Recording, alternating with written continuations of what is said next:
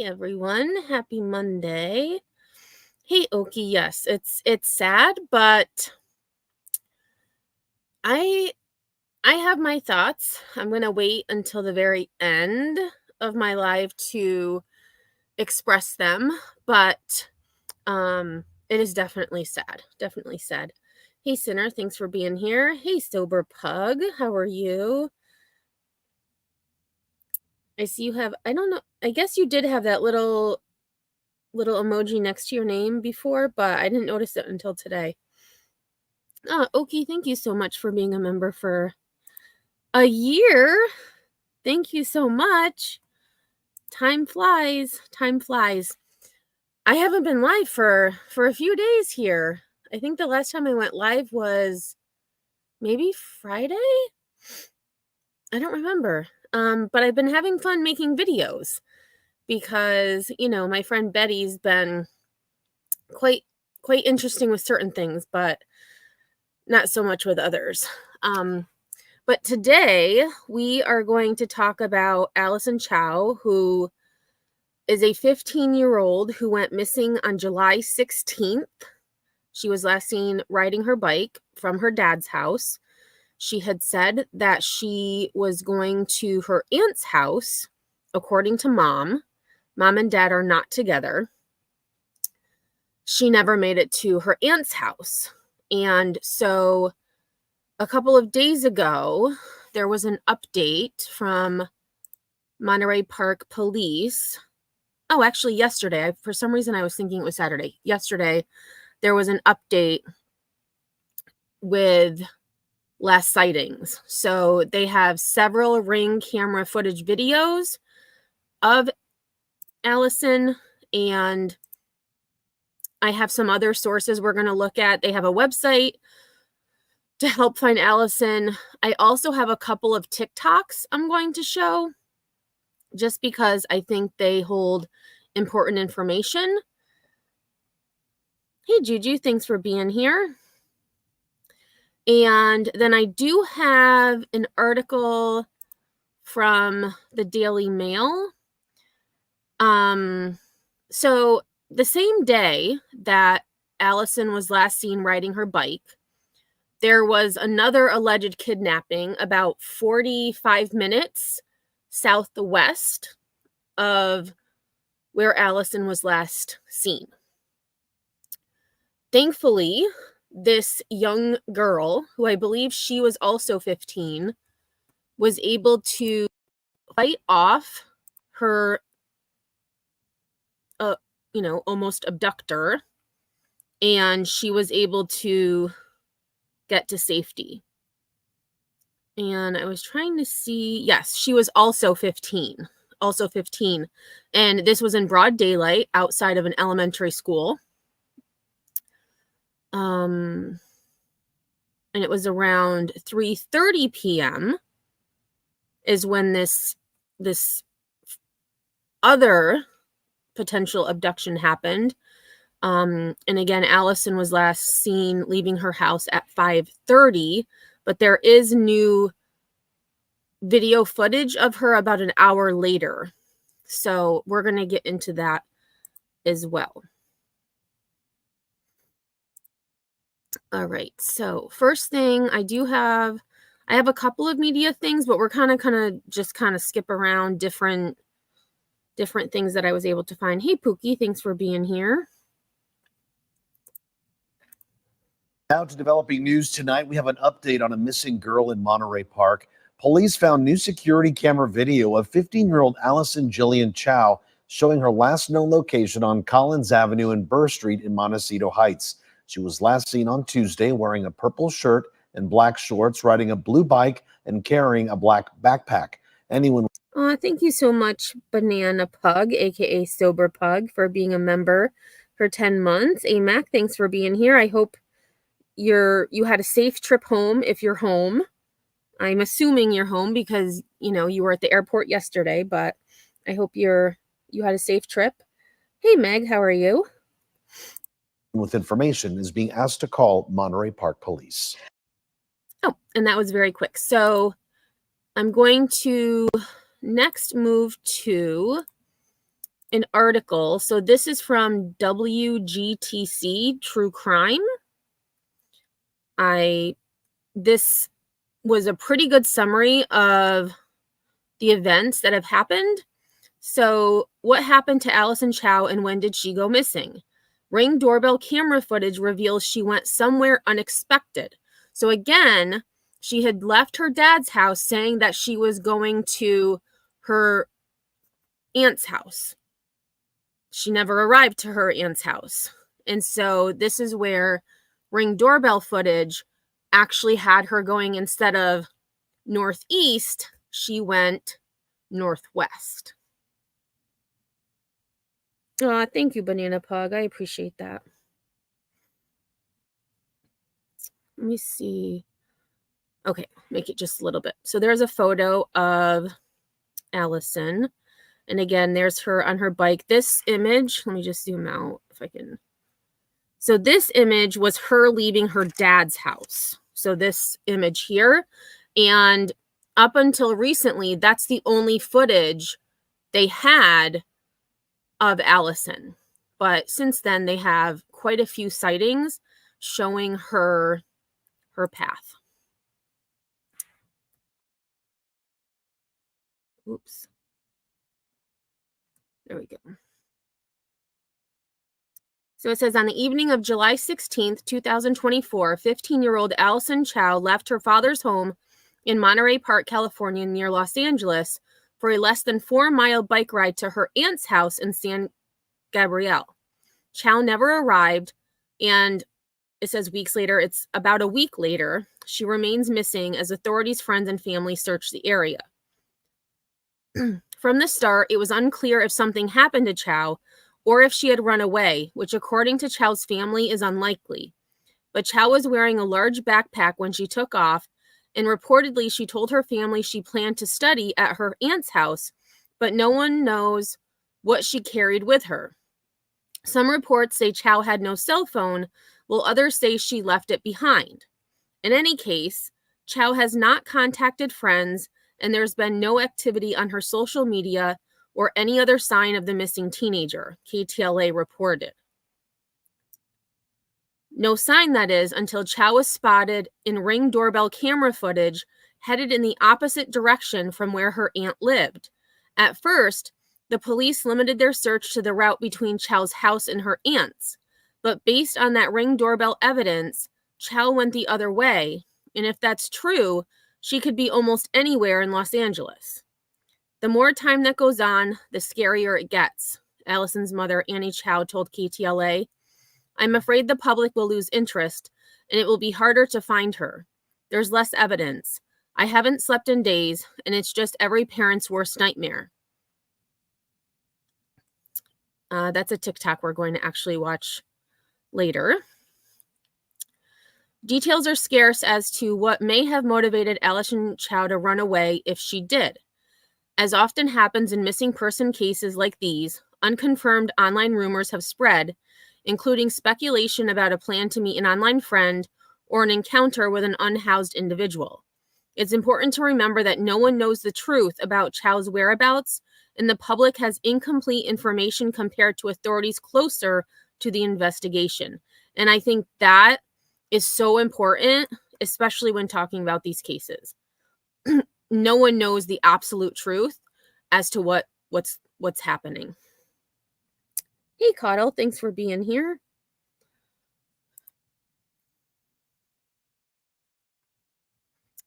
But on June 22nd, so we're also going to get into this a little bit. On June 22nd, according to unconfirmed online chatter, Chao's mother planned to admit her daughter to a mental health treatment center of some kind, which Allison knew and was presuming, oh my gosh, why can't I say that word? And was presumably trying to avoid. A purported church group post from Chao's paternal grandmother seems to substantiate this. And again, it was posted on Facebook. Her grandmother wrote it in Mandarin. It was translated. We're going to also take a look at that toward the end of this live. Reports also say Chao's mother and father had recently divorced and that Chao may have run away over conflict with her mother, but those reports too cannot be confirmed. Alison Chao's family were asked to pause their search. And I do have, I'm going to go over to this. So this is from the Monterey Park Police Department, their Facebook page. The Monterey Park Police Department is aware of 2 independent search groups being organized by the family of Alison Chao. We welcome the public's help with the search for Allison. The department remains steadfast with its commitment to finding Allison. Earlier today, we coordinated a pause with one of the search groups to compare information collected and establish a way for detectives to review and evaluate that information. The Monterey Park Police Department appreciates the public's assistance in this case. Please forward any information to the Monterey Park Police Department, the primary investigative agency. Please call 626-573-1311 with any info. Thank you.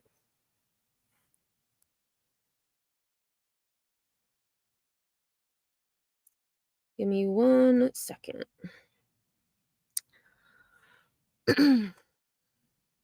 All right, so we'll go back to this. All right, so again, they paused the search only so that they could gather the information from both search parties so that they could follow up on information. Around the same time, online reports emerged that there may be tension between Allison and her mother. Chao's family posted on the Instagram page dedicated to finding Chao that Los Angeles police requested Chao's family, quote, suspend their search while the authorities, quote, carry out their investigation based upon information already received, end quote. The post provided no other information. So again, this is where I just read the post that allegedly they were asked to stop their search.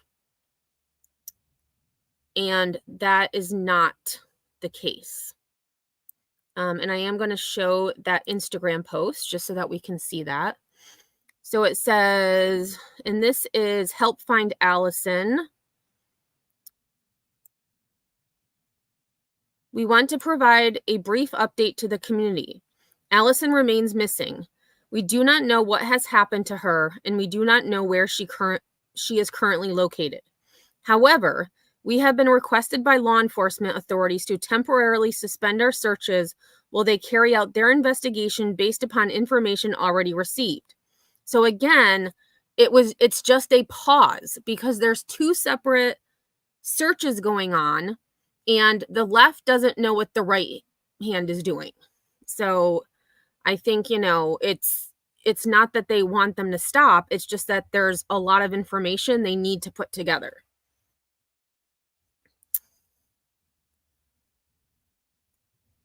Let's see. We believe the police are doing everything they can to find Allison, and we want to support their efforts. Please feel free to continue to send us tips or any videos that you may have of Allison from after 6:23 p.m. on July 16th, 2024. We will continue to review them and provide them to police. This is where it's my opinion that if you have any information, tips, videos, etc., that you go directly to the police, because no one knows where Allison is. No one knows what happened to her. Where did she go? Where is she? Again, there is that alleged information that her parents had just recently divorced. Paternal grandmother had said allegedly, well, not allegedly, she did post it on a Facebook group. But allegedly, Allison was going to be sent to a mental health treatment center the following day.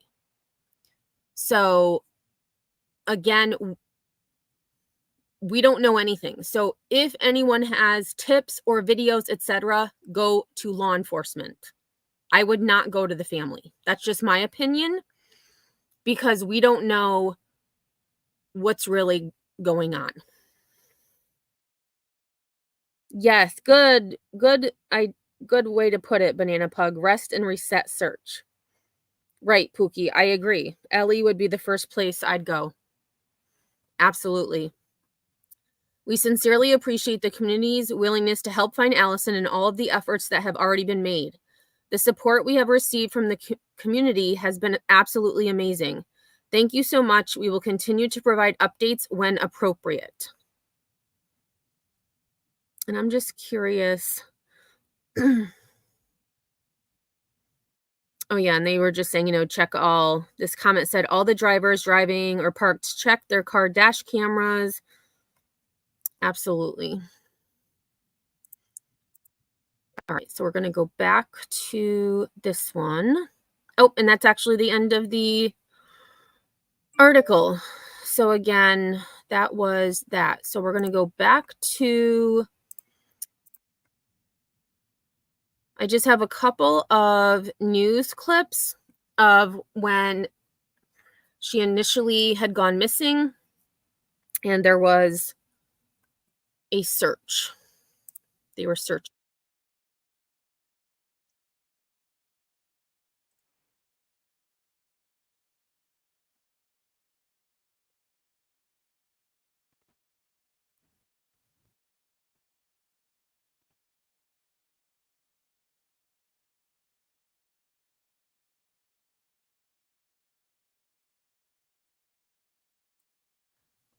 So that would have been, so again, she went missing the late afternoon on Tuesday the 16th.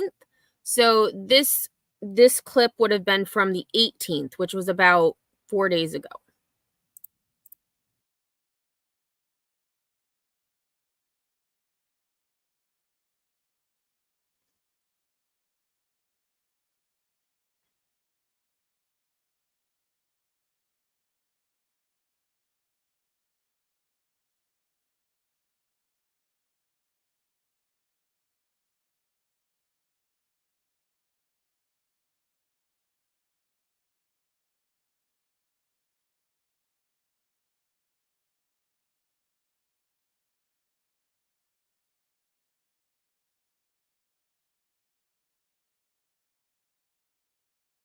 And so again, this bottom photo is of her leaving her dad's house, allegedly, according to Allison, to go study at her aunt's house, which was about,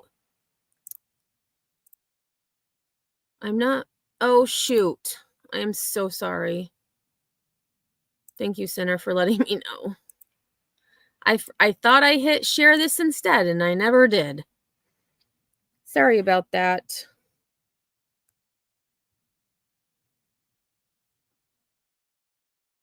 Yeah, exactly, AMAC. Bye. Bye.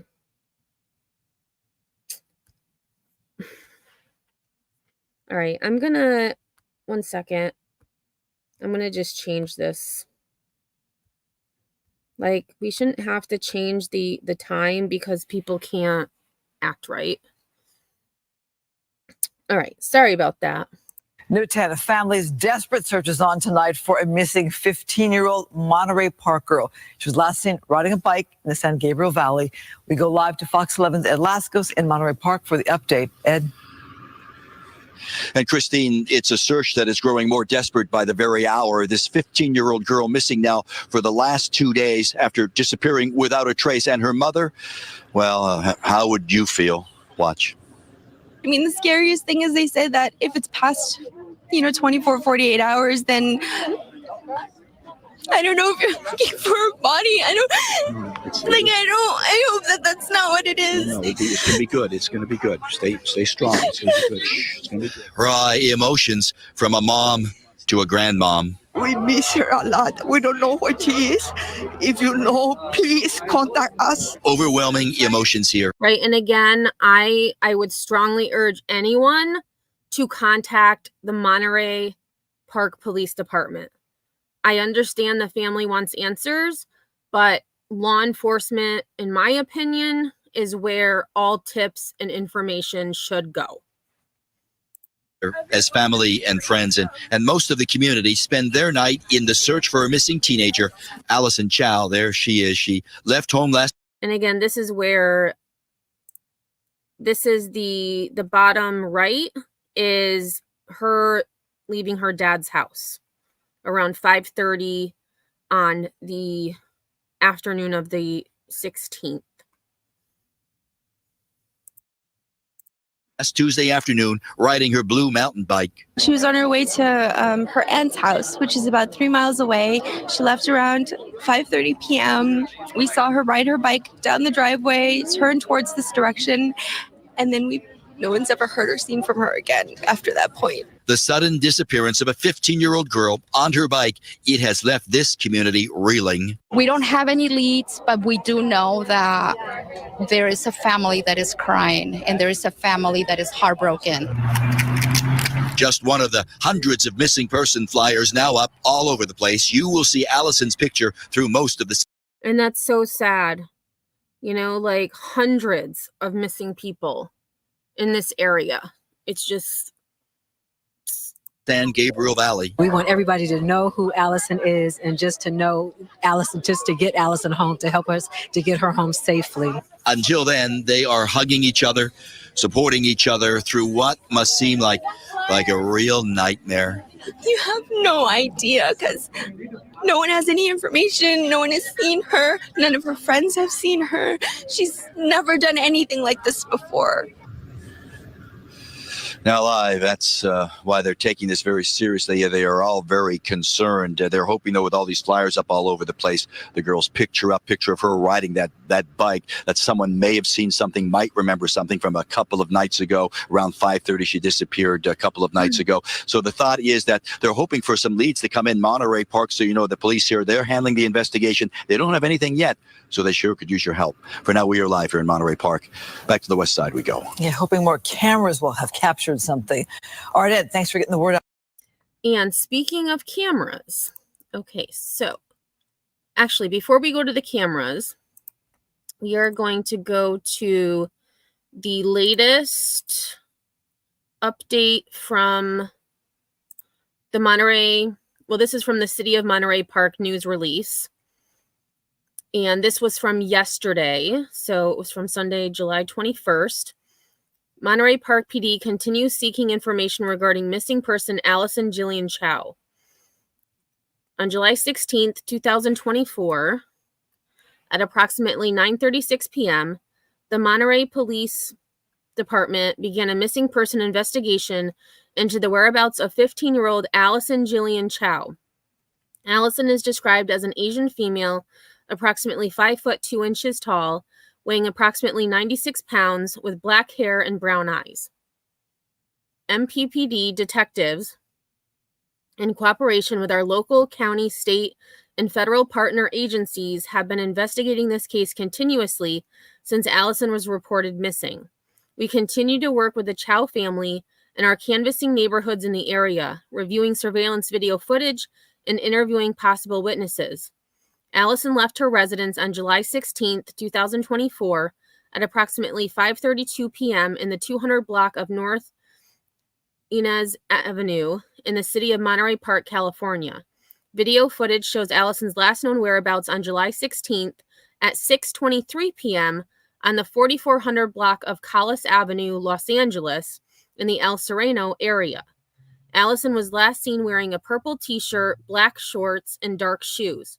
She was riding a blue mountain bike and carrying a black backpack. There is no threat to public safety, and the MPPD thanks the public for their diligence and cooperation. The Monterey Park Police Department Investigations Bureau is investigating this incident. If anyone has information, please contact the department at 626-573-1311.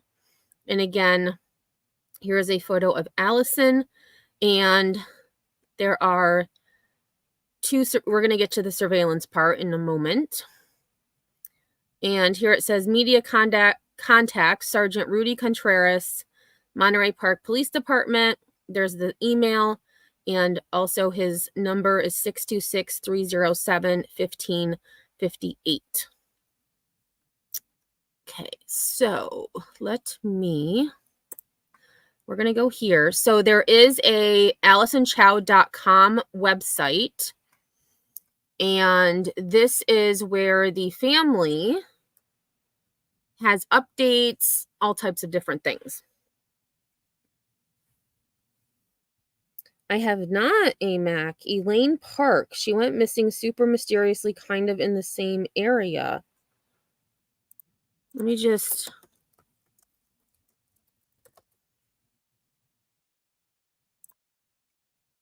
All right, I just Googled her quick so that if we have time at the end, we'll take a look.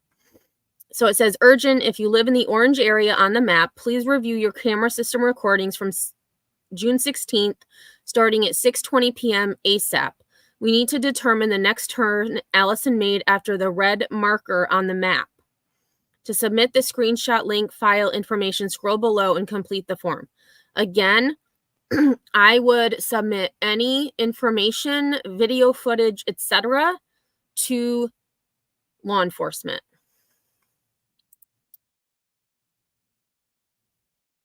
Okay, so they do have... So it says, thank you to the community for your unwavering support and assistance in our effort to find Allison. We are still searching. We will and have been continuing to provide all information we receive to the police to aid their efforts. Again, why have a middleman? Go right to law enforcement. So it says, here is a map highlighting the area. We're going to get to that. Okay, so please download and print the flyer and then share it with the community. Okay, so this is the Allison's missing poster that police have distributed. They do have the QR code, and it does say, please review your surveillance cameras and upload any related footage by scanning the QR code. We are trying to trace her path of travel. Thank you. And again, she is 15, female, Asian, 5 foot 2 inches tall, about 96 pounds, brown eyes, black hair. Last seen July 16th, 2024, 6:23 p.m. Pacific Standard Time. Location 5161 to 5147 Via Marisol, Los Angeles, California, heading towards Via Colina. Wearing purple t-shirt, black shorts, dark shoes, on a blue GT mountain bike. And actually, I have a map, but I'm going to change. So they said last was 5161 Via Marisol. So let me just put that in quick. 5161 Via Marisol. There it is. That might change my map a little teeny bit.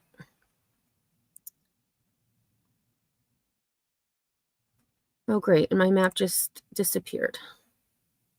Okay, there we go. Okay, so we're going to go back over here. Report sightings here. Report your search results here. Report your progress. Okay, we don't want any of that. So here, progress with the help of the community. Below, you can see the confirmed areas in dark gray that have been reported to us as covered with door-to-door efforts and putting up posters to locate Allison. Don't forget to let us know what you covered by completing the form above so we can update the map. Yellow marks indicates Allison's sightings and her presumed path. Red mark indicates the last known sighting. If you live in the orange area on the map, please review your camera system recordings from 7:16 starting at 6:20 p.m. ASAP. We need to determine the next turn Allison made after the red marker on the map. Okay, so before we get to this, actually, I'm going to zoom out just a little bit. You can kind of see, and I believe this is her. Let me just zoom out. Yes, so this is her aunt's house. So this is her first location. Actually, this is her first location. Sorry about that. So if we zoom out, She started where this yellow marker was and was supposed to end up in the area where the blue marker is. She did not. She went the complete opposite direction.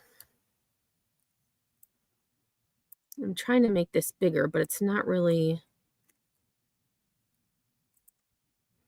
doing. Oh, here, view in Google Maps. Maybe that'll be better. No, it's not. Okay.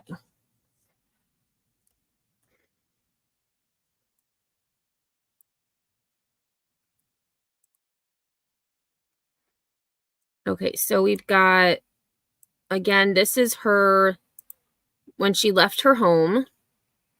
This is a possible sighting, but it is not yet confirmed. And I don't, let's see.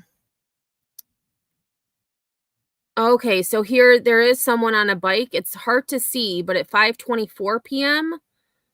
it is there is a person on a bike right here that could be Allison. But again, for me it's too far away. Now how do I, oh, here we go. So then she traveled north. And so the next sighting they have here. And again, this is confirmed. And again, this is very blurry, but they have confirmed that this was Allison.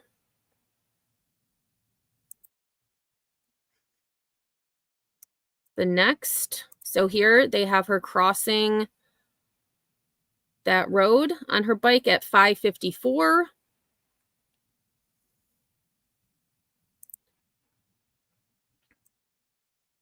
So that was, yeah, that was about 10 minutes. Oops, I clicked on the wrong thing. I did that one. So now another confirmed sighting. Okay, so here's the bike right here.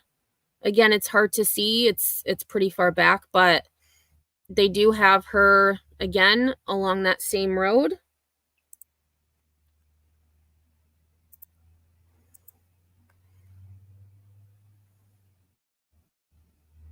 There she is again, just riding her bike.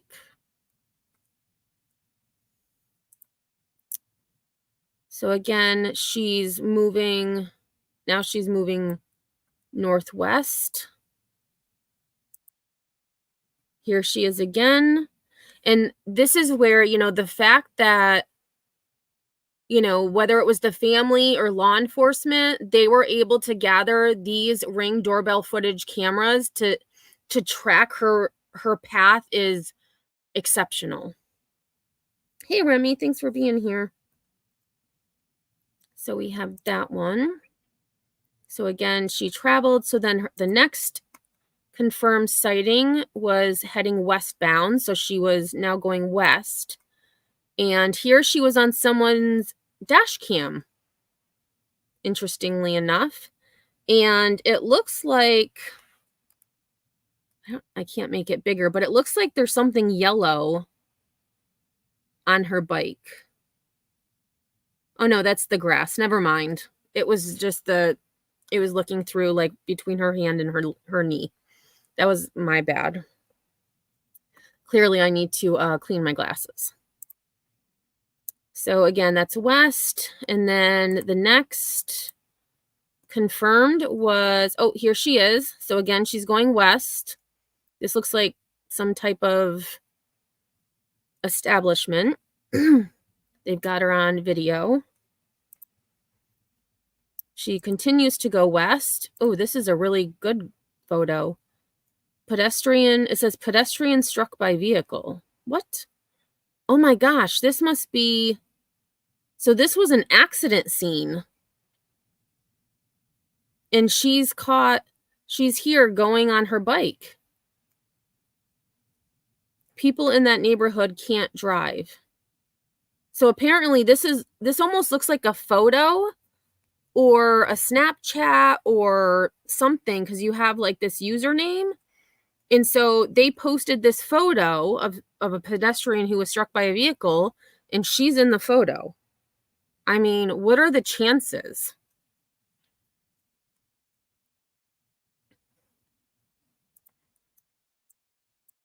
So again, she continues to go west.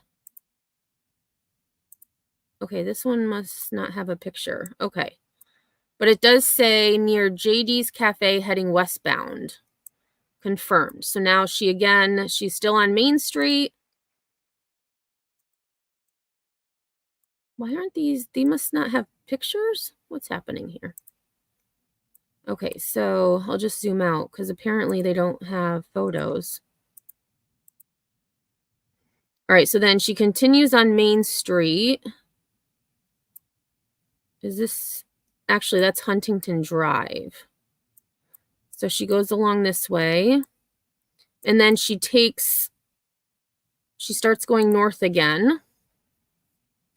This says Alice's sighting, heading northbound on Collis Ave. So now this is around where she was last seen. So here again, she is. Again, she's now going north.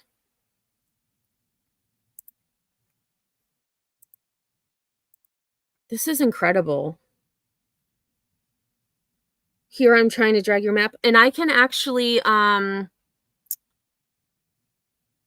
will put the link to this if anybody wants to. I do have it in the description of the video as well.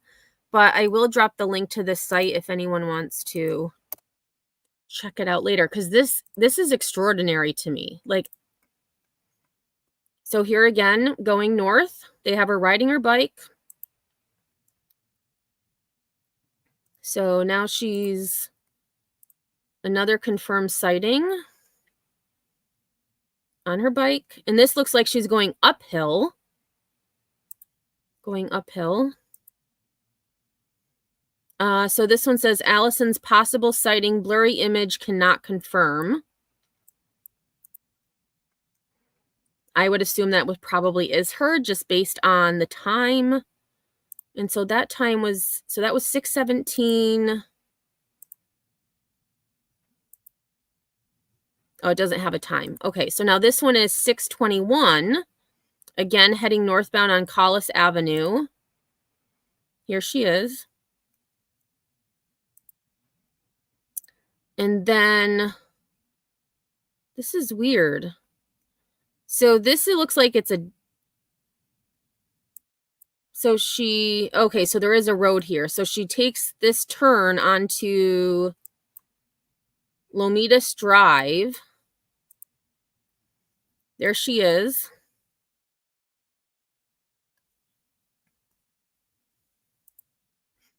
And then this is, which direction did she go on after 6:23 p.m.?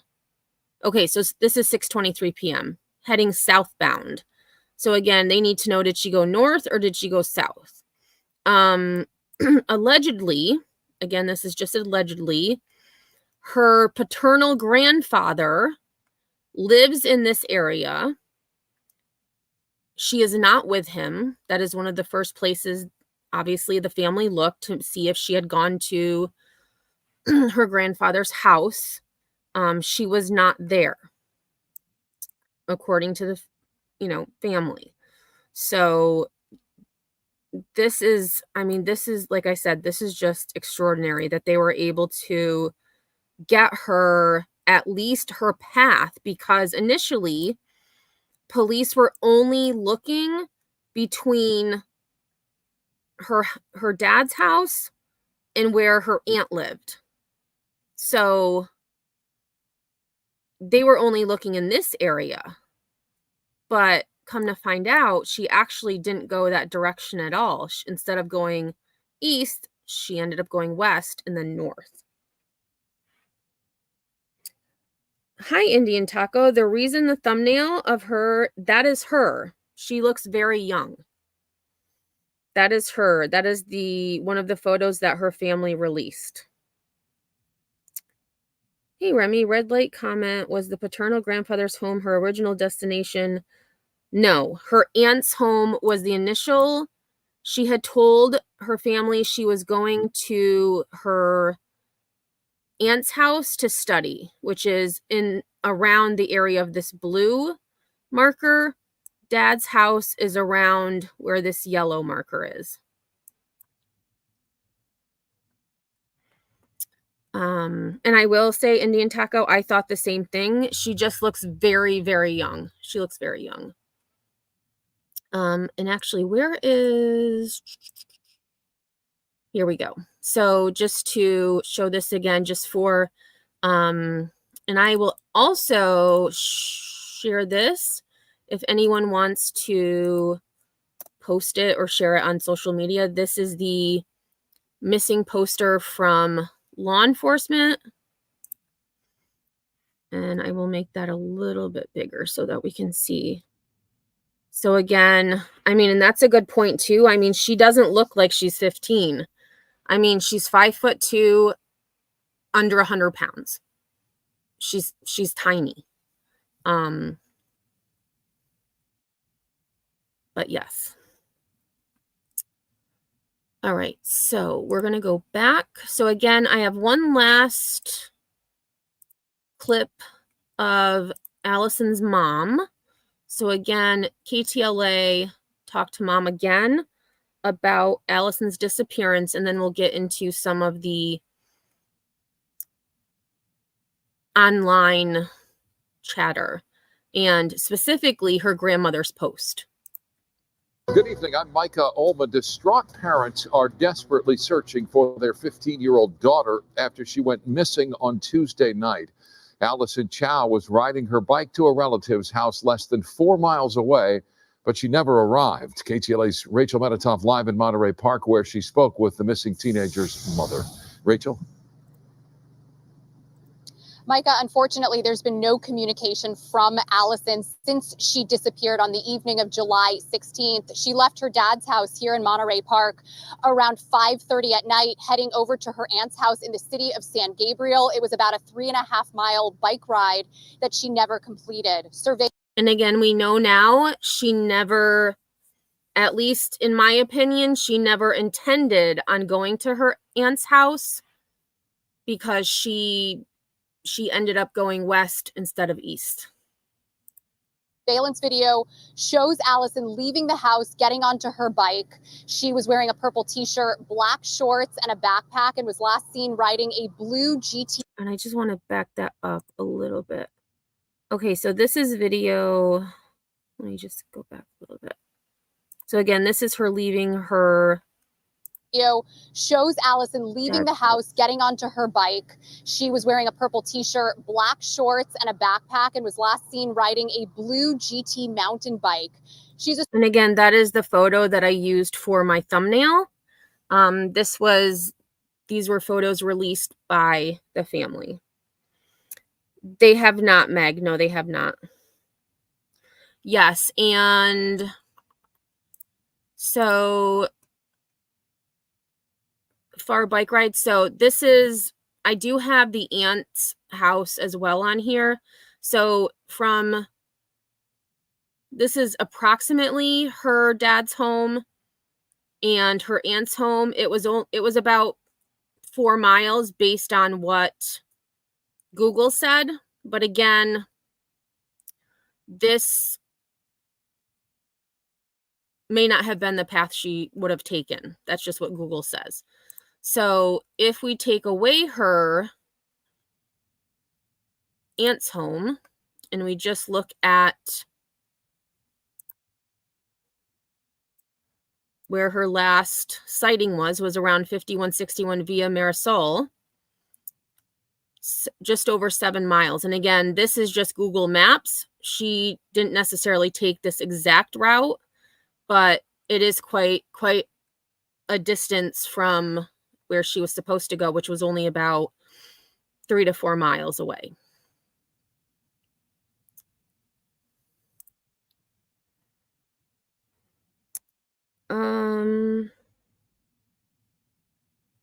Meg, not that according to mom, and I think it might be this clip, she had ridden to her aunt's home quite often because she didn't live very far from them. So she would ride her bike to her aunt's house, you know, whenever. So, yeah. I mean, but I don't know, you know, and like they said, she could be anywhere, and just, you know, that ring camera footage, etc., is going to. And just looking, I was just curious, like with the map, there is a park not far from where she was last seen, which was in this area. I mean, there's just, she could be anywhere really. And like I had mentioned prior, there had been another attempted kidnapping about 45 minutes southwest in Los Angeles, outside of what was it? I wrote it down. Figueroa Elementary School. And we're going to get to that after. Train nearby. I can do, oh, here, train. Okay, so there's a metro line. So this is a metro line. I'm not sure. Doesn't say. I don't think I can get train tracks on here. I'd have to look. From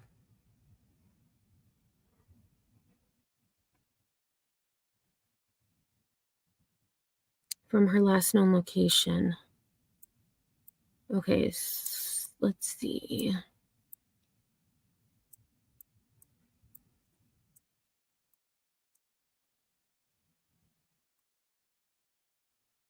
In New York, train tracks are usually along highways. But again, it could be, that looks like a walking path.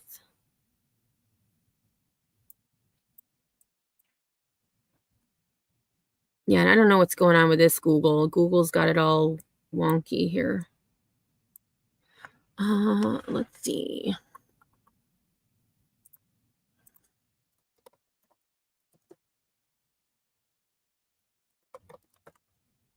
And that's El Sereno.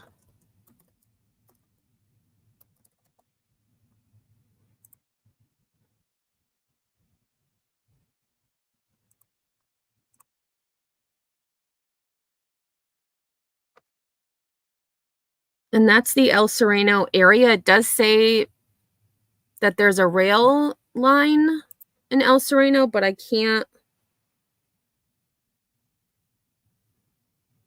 Yeah, so maybe, I don't know if the metro would really have anything.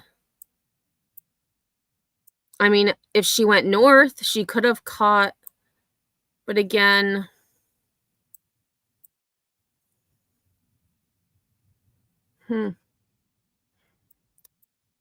good question though.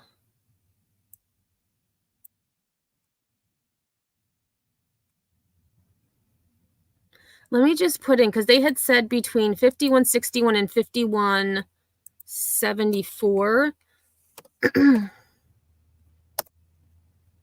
I just want to see. Okay, so this is actually, this makes more sense. This is where on the map that her family had on the website, this is where they wanted to know, did she go left or did she go right? So this would be, this is the last camera footage they had, was in this area.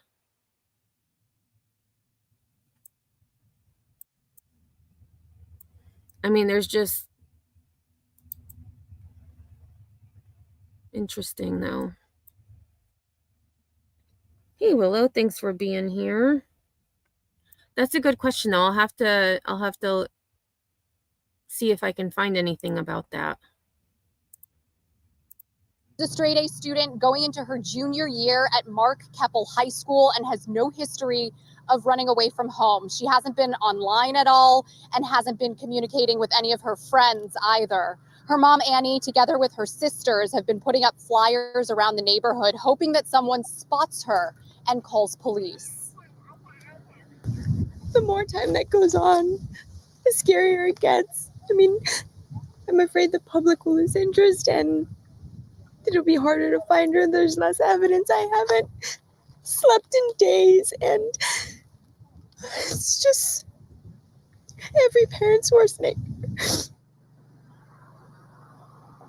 Annie tells us the community has been vigilant and very helpful, although all of the leads that she's received haven't panned out so far. She's hoping that maybe someone watching tonight recognizes her daughter and calls detectives with the Monterey Park Police Department. That's the latest from Monterey Park tonight. I'm Rachel Menitoff. Micah, back to you in the studio. Rachel, thank you. Okay. I agree, Remy. Like, the site itself is, and just, you know, I said it before, but that camera, the way they have the path that she took, I mean, that's just incredible. You know, and timelines are important. So if, you know, they thought that she went missing between her house and her aunt's house, but she never even planned on going to her aunt's house. So that's what's interesting to me too. So we're going to get into, so again, there had been a post on social media that Allison's grandmother had posted on her church page.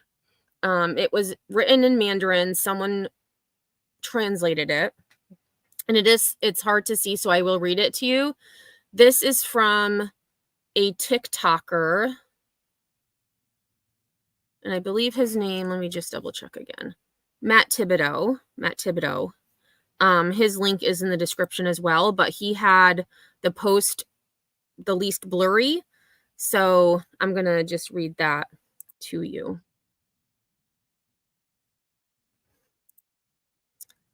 So it says, repost. Please pray for my granddaughter, Alison Chao. On Tuesday evening, she rode her bicycle to her aunt's, my daughter's house, and has been missing since then. She still has not been found. Allison wanted to go to her aunt's place because she doesn't want to be at her mother's place, where her mother often brings up Allison's mental issues and insists she needs to be sent to a mental facility. On Monday, Allison's mother called the police to assist with forcing Allison into a mental facility. Wait, so I would assume that would be able to be corroborated, because if her mom called the police, there would be a record of that call. Additionally, there is a court order requiring my son, Allison's father, to check Allison into a mental facility by Wednesday at 9 o'clock. And she went missing on Tuesday, the 16th. Wednesday would have been the 17th. My granddaughter is 15 years old, a wonderful and obedient kid who loves God. She doesn't like the way her mother's family treats her inappropriately in how they handle situations, which is why she doesn't want to stay at her mother's place. Generally, a 15-year-old can make decisions for themselves, but if the 15-year-old has mental issues, they cannot make decisions. This makes Allison very sad. The judge refused to listen to what Allison and my son, her father, had to say. A mental facility is really scary for Allison. She feels that once she goes there, something really bad might happen to her. I wonder if this is why she ran away from home. However, there has been no word from her at all. The police have been notified. My daughter, goddaughter, and Allison's friends have already put up many missing person posters. So again, this was posted, it's all alleged. It was posted on Facebook, but the information in this post is alleged from her paternal grandmother, so her dad's mother. And her mom and dad had recently divorced, and it is alleged that they were having custody disagreements, so to speak. Yeah, and AMAC, after I saw this, and again, I take TikTok, Reddit, all of those with a grain of salt, but this was posted to a church Facebook group by her grandmother, which makes you wonder, like, did she have a plan to go somewhere? Clearly she had a plan to go somewhere, but where was she going? Does she know anybody else in these other areas, other places? I mean, I don't know if she's always lived in Monterey Park, if she lived somewhere else prior. It seems like her entire, her family, extended family, is in that general area. So, yeah, definitely sheds more lights. I agree. So this next TikToker, and I'm going to play this one first, but he's been following this case since she was reported missing, and he is in contact with family. Again, his link is also in the description of this video. It is Etchaskej, like Etchaskej. I will put his link in the chat too. Remy, nothing has been stated about her mental health, at least that I could find in any of the news articles. And sadly, like, looking at, actually, let me just try something quick.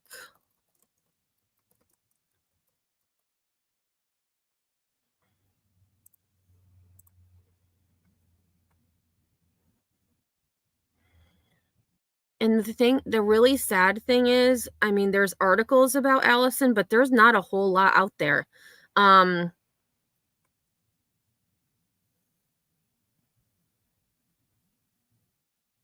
Let's see. Here's Fox 40. Let me see what this article says.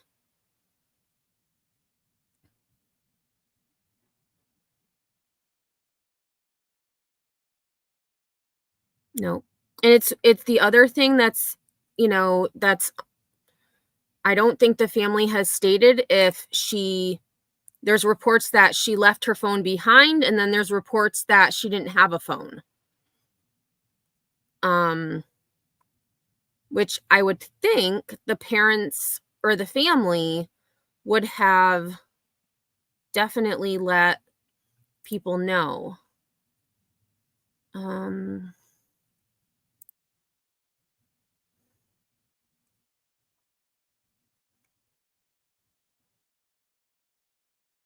I know they have an Instagram page too. Let me see. Okay, so here is, before we get to the TikToker, this is Help Find Allison on Instagram. I'll share this too. I don't have this link in the description because I didn't know it existed until... Okay, so please send any leads or information to Monterey Park Police Department. Perfect. Oh, and I can't see the story unless I log in. Actually, so let's go to... Okay, so here's the first post. Great, I can't see it unless I log in. Oh, wait, I can log in with Facebook.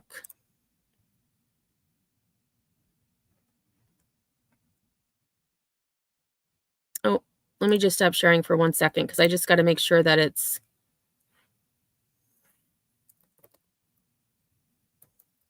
my Headstones account.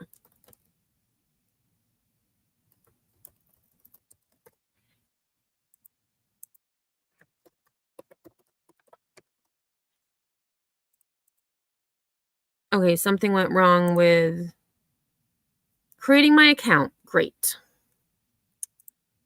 All right, so maybe we will not.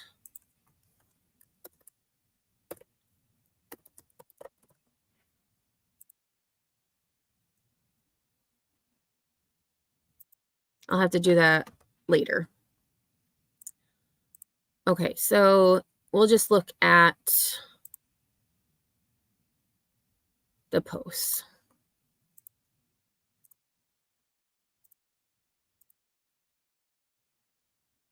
All right, so it's got this last scene, riding her bike, search party, meeting information. This looks like the search that was happening. Some more articles, news clips. That looks like, you know, her information in Mandarin.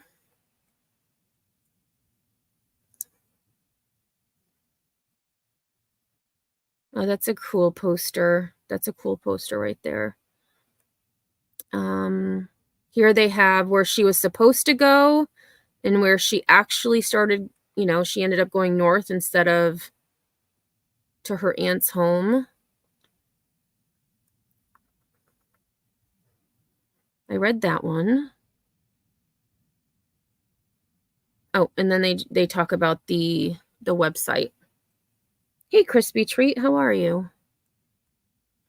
All right, so we're going to go to TikTok.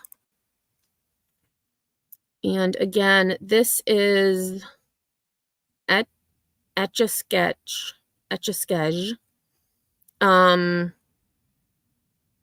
So he's saying that he can definitively say that Allison ran away. But it is just as important that we bring her home. And even still, even if she did run away, there are bad people out there. There are bad people out there, and Allison isn't home. So at this point, she needs to be found.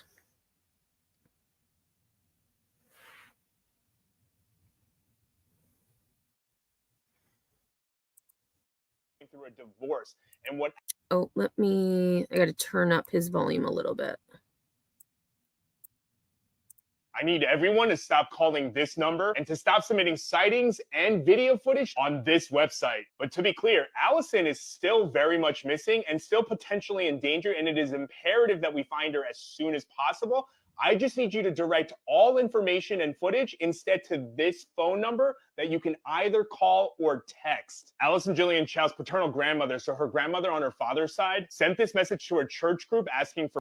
So again, here is the post in Mandarin. I read the translated post. Prayers. And you can pause it here to read it on your own, but real quick backstory that you have to know is that Allison's father, Jeffrey Chao, and Allison's mother, Annie Chao, are currently going through a divorce. And what Allison's... Okay, so that was my misspeak. They are not divorced yet. I thought they had recently been divorced. According to this man, they are going through a divorce, which would explain why Dad has an attorney. But again, Allison is missing. Allison's grandmother is stating that on Monday the 15th, the day before Alison Chao disappeared, Allison's mother, Annie, went to Allison's father's house located on Ynez Road and tried to have Allison committed to a mental hospital against Allison's will. And I would never spread misinformation, especially about a missing child and her mother. However, I have spent the majority of today corroborating this story from multiple people who knew Allison personally. And again,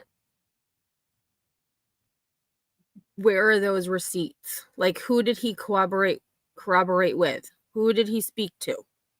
As well as people who are currently working with Allison's father to try to find her. In fact, there is actual evidence that proves this story 100% true. I just cannot tell you that evidence or show you that evidence yet because I'm actually waiting to hear back from Allison's father's attorney to make sure sharing that evidence isn't going to impede the case that they have working on. But let me show you some other stuff first. First off, many people who are very... And so That's just bizarre to me. That he needs to, so that I'm assuming that he's been speaking with the dad's attorney then? Very close to Allison in her life regularly have told me that Allison does not suffer from any mental health issues, especially not to the point that she needs to be committed at a mental hospital. And there is allegedly a reason why Allison's mother is trying to have her committed, but again, that is not something that I can share with you quite yet. So this top address is Allison's father, Jeffrey Chao's current address where Allison disappeared from on the 16th, but this... Okay, so... yeah, and Villa Marisol is where her paternal grandfather lives, which is in the area where she was last seen.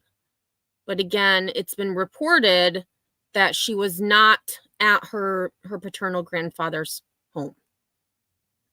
Hey, Burden, how are you? Good point, Burden. If he was waiting, then he should have waited to make the video. Agree.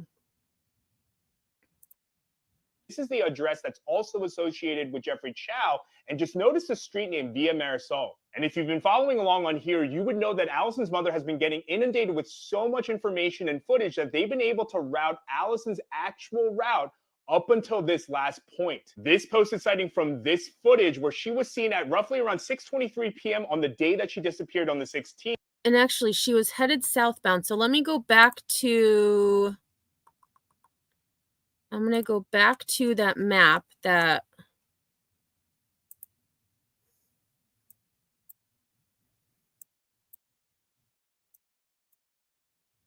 All right, so here's what he's referring. And so here's the photo. So she had come to this intersection, this T intersection, and this is the last known sighting as of today that they have of Allison. And if we look at the map, this is where she was going south on, what did I say this little crossroad was? Lomitas Drive. So actually it was South Ave 59. And so it wasn't a T section that she was at. She was actually at the section before the T section. But why do they have... They're saying we need to know the next step. Which direction did she go on? So that must just be like they want to know, did she go south or did she go north?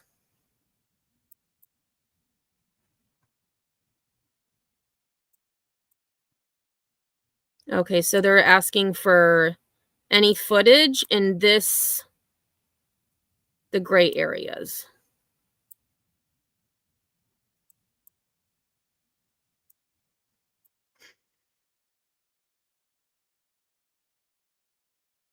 Yeah, they're trying to figure out right or left. Or based on that picture, because, oops, I'm going the wrong direction. Because where the photo was taken, she actually could have gone south. Oh, actually, this is a dead end here. And then there's like a little path. So, I mean, she could have went this way and then on this little path if it's accessible to bicycles, or she could have gone this way again.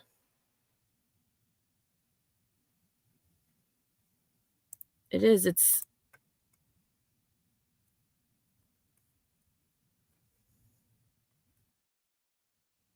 but this looks like a wall or something. That doesn't look like, but then again, the camera could be off a little bit, but it's just so mysterious here.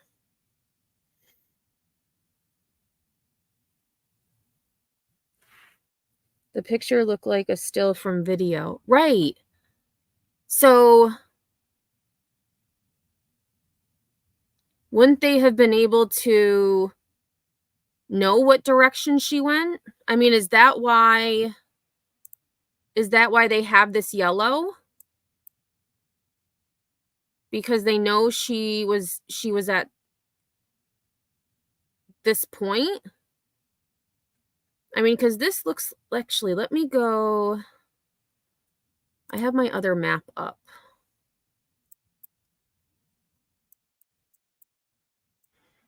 Oh, this is the intersection because there is the...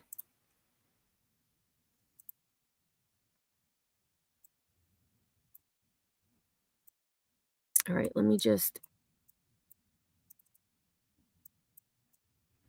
Okay, so if we go to this map,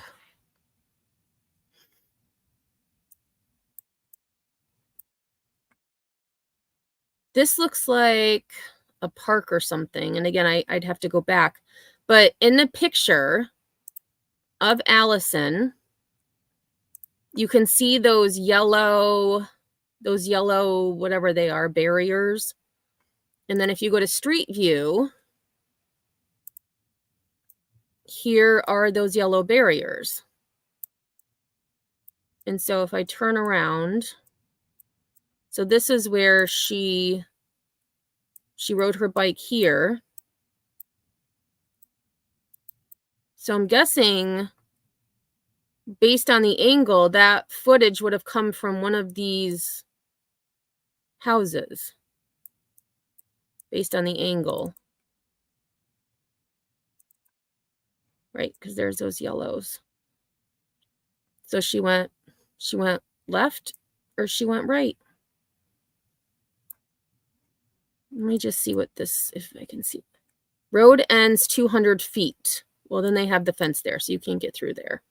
So that, I'm guessing that used to be a road.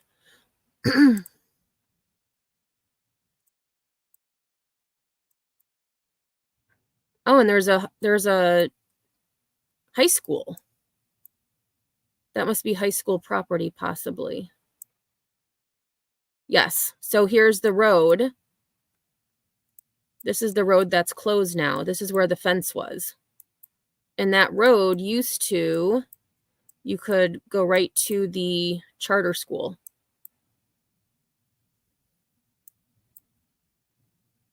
But it's closed off.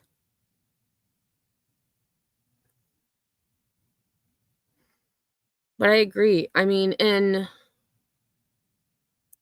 me just look here for a second. It's too bad there wasn't a camera here instead of stop signs. But it's very mysterious, very mysterious.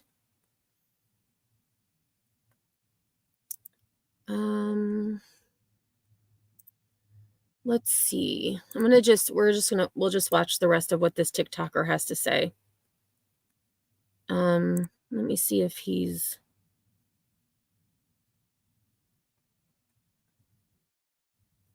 And actually, what was the date on this one? I need everyone to stop. Oh, it says 20 hours ago. All right, so that's where we kind of ended there.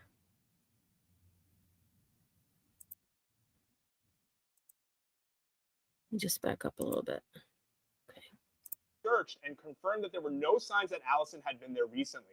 And while looking at this route, I had a thought to myself, wow, that is a very direct route. So out of curiosity, I Google mapped the directions from Allison's father's house to the location she was last seen. And this is the route that Google Maps gave me as the most direct route. Look familiar? And if you have a hard time visualizing it because the maps look a little bit different, then I put it on one map for you. The blue line is the route that Google Maps suggested, and the orange line is the actual route that Allison took. Yep. And so that actually puts things into perspective for me too, because Google, when I put in the thing for Google, it was like all over the place. All over the place.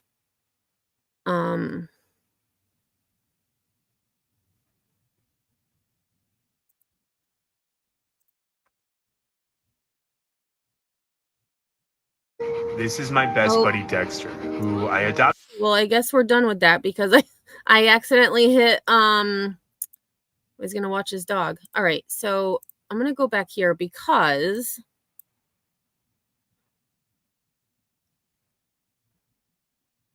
it's just weird. To me, it's like she, based on this last photo, like she was going somewhere in this this area.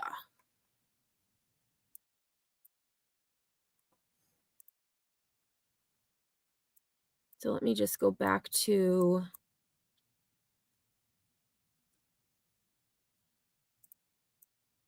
so again, this is where she was last seen on camera footage.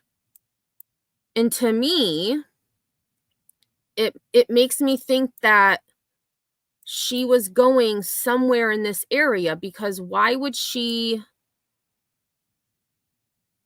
Let me get rid of this transit. Let me get rid of that.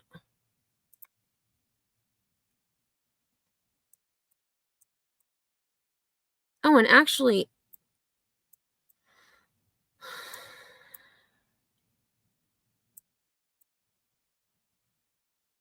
it's weird. Why would she have made that turn?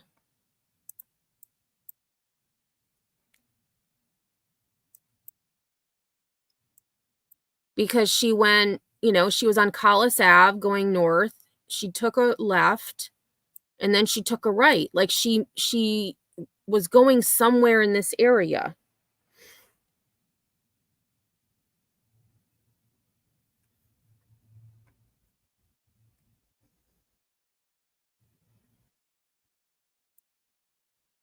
And I just keep thinking, I hope that she didn't meet someone who, wasn't the best person.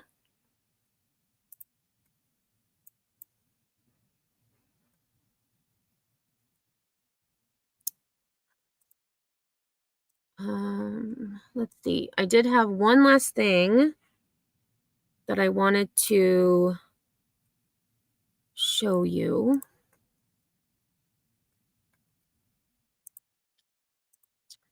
And so again, there was another potential, attempted kidnapping in Los Angeles about 40 minutes from where Allison was last seen. So again, 6:23 p.m. is the last confirmed sighting they have of Allison on her bike. I'm not saying that this is any way related. I just feel that it's interesting that another 15-year-old who was, this man tried to kidnap her. She was able to get away. And then 2 hours later, 3 hours later, because now we have, Allison being seen at 6:23. You never know. You never know. So again, let me share this. So this is from the Daily Mail, and I do have a clip as well. Oh my God, these ads. I might not read this article because this is these ads are absolutely ridiculous. Stop seeing. There should be a thing that says, because it's annoying.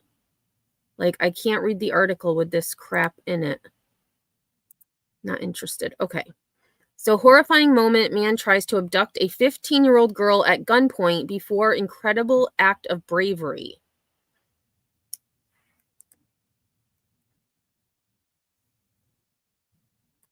A teenage girl was almost abducted at gunpoint in broad daylight near an elementary school in South Los Angeles on Tuesday.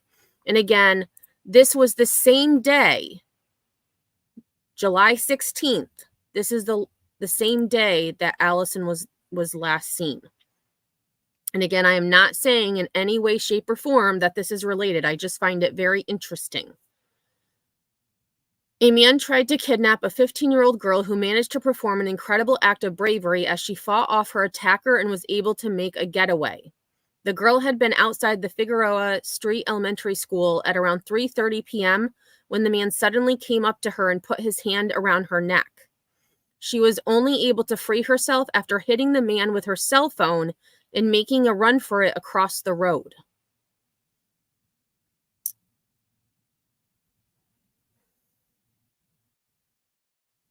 The attempted abduction was all caught on surveillance camera from a nearby shop.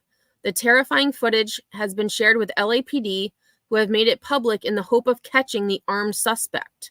I hope the police start to pay more attention to the community. Local shop owner Foxy Chavez told ABC7. Neither the teen or her mother wanted to be identified, but both are grateful that she was able to defend herself and fight off her attacker. Police say they are treating the incident as an attempted kidnap. I just wanted to, here. Such opportunist crimes have become all the more common because of lax bail reform policies under woke District Attorney George Gascon. DA Gascon is a progressive prosecutor, blah, blah. We're not even going to worry about that. The important thing is that this young girl got away and she was able to. Okay, and I do have this same clip, but I'm going to share this instead because the Daily Mail, their ads are frustrating. Quite a coincidence. And I did look up the distance from, and actually I can put that in as well. If I add destination, here it is, Figueroa Street Elementary School.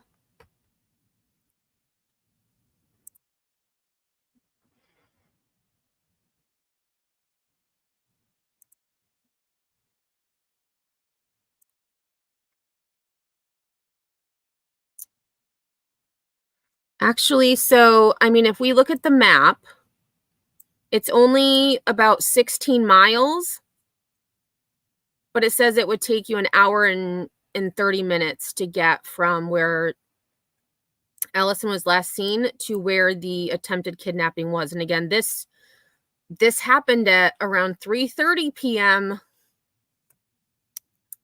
And so again, I mean,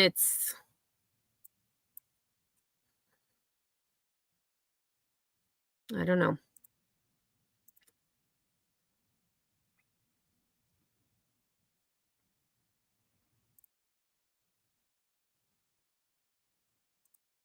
Attempted kidnapping in South LA. A man tries to abduct a 15-year-old at gunpoint near a school. That incident caught on video. The girl managed to get away. Eyewitness News reporter Sid Garcia is live in South LA, where he spoke with the girl and her mother. Sid? Ellen, it happened here 2 days ago in broad daylight. Broad daylight. 3:30 in the afternoon. And it doesn't look like it's, you know, it looks fairly busy. There's shops, you know, on the street. The girl's still shaken up. And the LAPD wants you to take a look at the surveillance video we are about to show you. Hopefully you can identify the suspect they're looking for. Y de pronto apareció alguien de la escuela. She's 15 years old and the victim of an attempted kidnapping. It happened Tuesday afternoon around 3:30 next to Figueroa Street Elementary School at Figueroa and 111th Streets. My God. She and her mother did not want to be identified. The surveillance video is from a neighborhood clothing store. The teen describes that scary moment when the suspect went up to her. And I hope that police can enhance that video because I couldn't see anything. I mean, he definitely, I don't know how tall this young girl is. He did look much taller than her, but again, I'm not sure how they're hoping we see. She says the suspect put his hand around her neck. She says she fought back by hitting him with her cell phone. The LAPD tells us they're treating this as an attempted kidnapping. The victim says the suspect had a gun. Police confirm that. Pero agradecida con Dios que con lo que ella hizo se pudo defender y salir. The teen's mother, who also didn't want to be identified, says she thanks God her youngest daughter was able to defend herself and get away. Roxy Chavez is the shop owner who provided us with the surveillance video. Ponga más atención a esta comunidad. She says she hopes the LAPD will pay more attention and send more resources to watch over this community. I mean, just traffic every And again, the LAPD asking for your help if you have any information on what happened. This reminds me of there was another case where it was a young girl was walking. I wish I could remember where it was, and this van pulled over, and this kid, he was with his mom. This guy gets out and tries to abduct her. Thankfully, she got away, but I mean, these people are like so brazen. It's like, what the heck? What the heck? Happened here Tuesday afternoon about 3:30 to give them a call. And also, the teen's mother was urging other parents to have that talk with your kids about maybe it's safer to go out with friends instead of going out by themselves. Hello, I'm Mark Brown. Get more great ABC 7. Okay, and I'm actually going to look to see, I'm pretty sure I looked to see if there was any updates, but let me just look again. So, all right, the New York Post has, yeah, see, I mean, these photos are so grainy.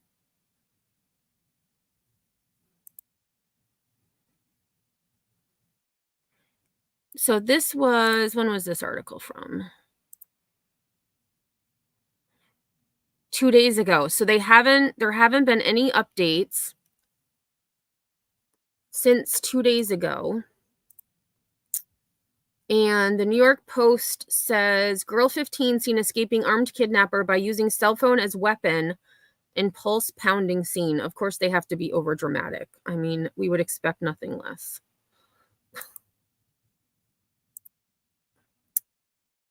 So here's that. I mean, I don't know how you can really see anything in this. I mean,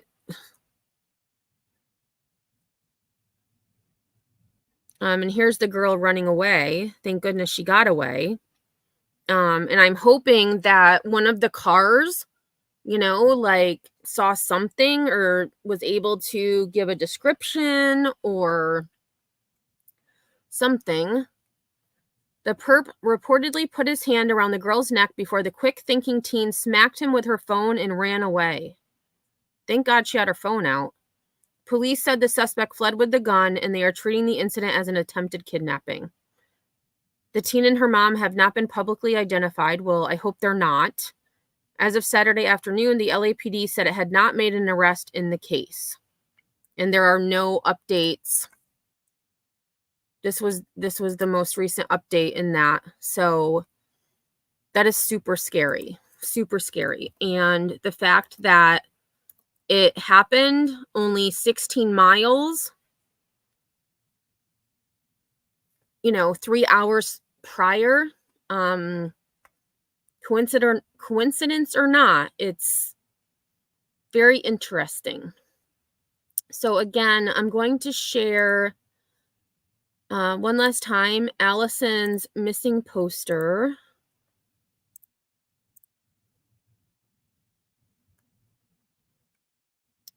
And so again, these are photos of Allison. Please review your surveillance cameras and upload any related footage by scanning the QR code.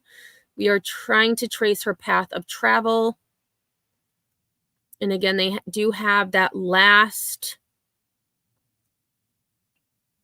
still photo from 6/23/42. So again, Allison Jillian Chao, 15 years old, female, Asian, about 5'2", 96 pounds, brown eyes, black hair. Last seen July 16th, 2024 at 6:23 p.m. Pacific Standard Time.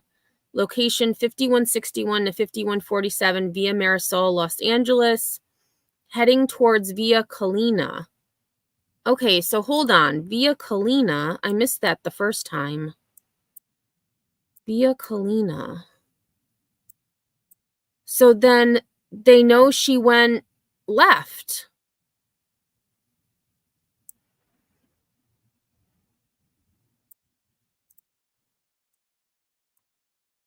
Because here, Actually, that's not what I wanted. I wanted this one.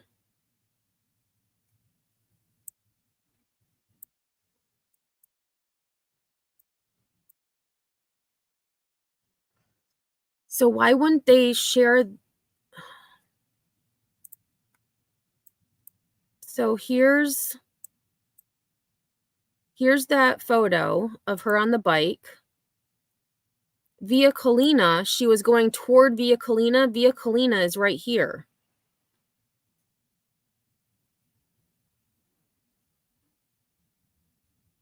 So that would mean she went left.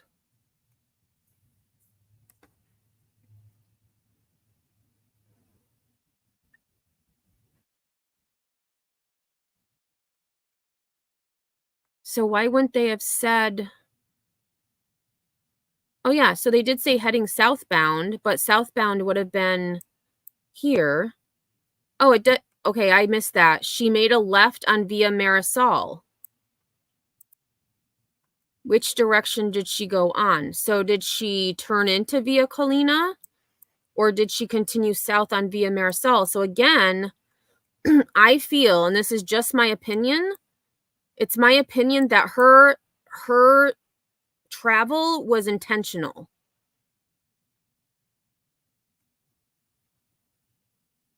Because she turned, she turned here, she turned there, and then she turned left. So it's my opinion that she was intentional in where she was going. So,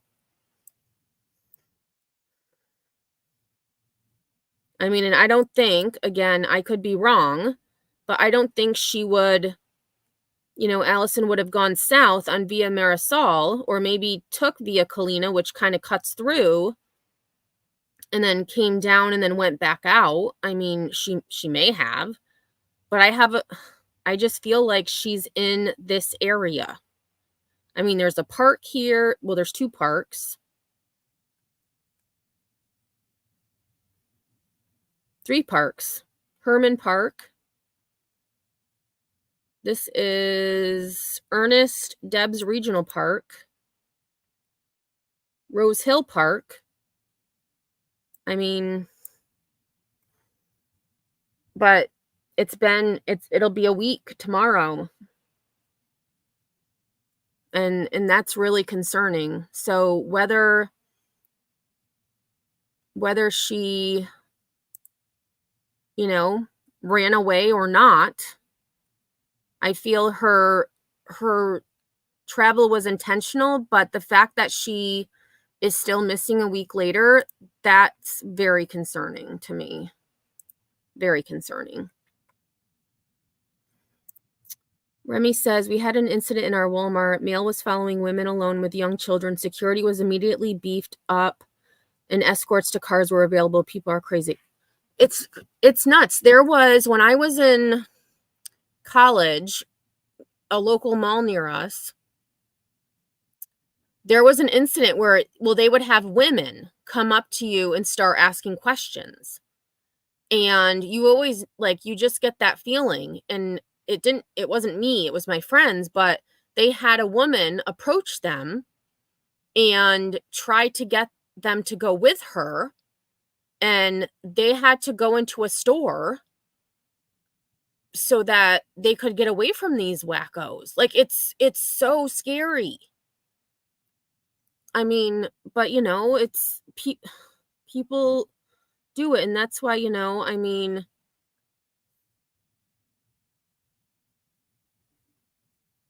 it's scary.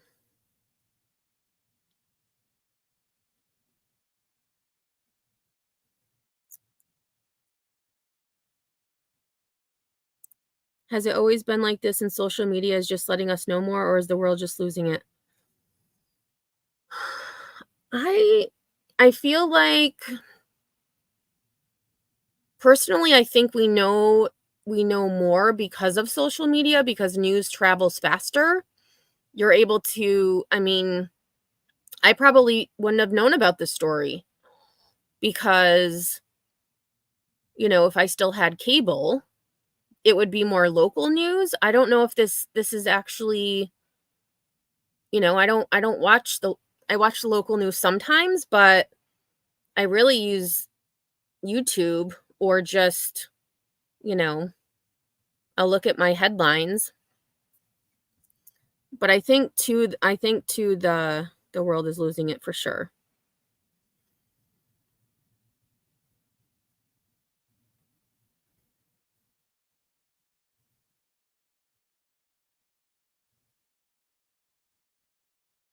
Oh, Pookie, I didn't realize you had a derecho where you are at. I saw you guys talking. Let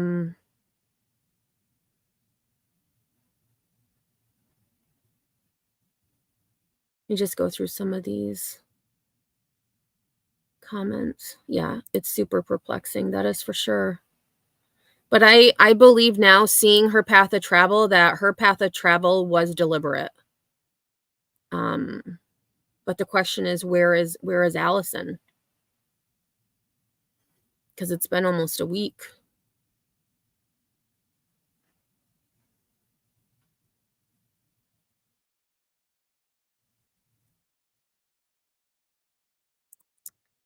There was the one that tried to take the little boy in a CVS or Walgreens. Was that the one where, and then like some guy went up to him and started like beating the crap out of him? Let me look that one up. I remember that.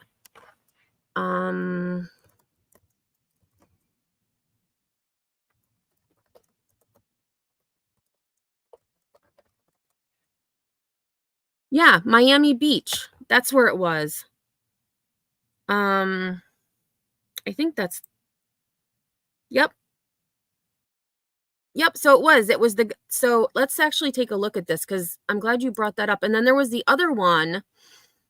Let me look up girl walking attempted kidnapping.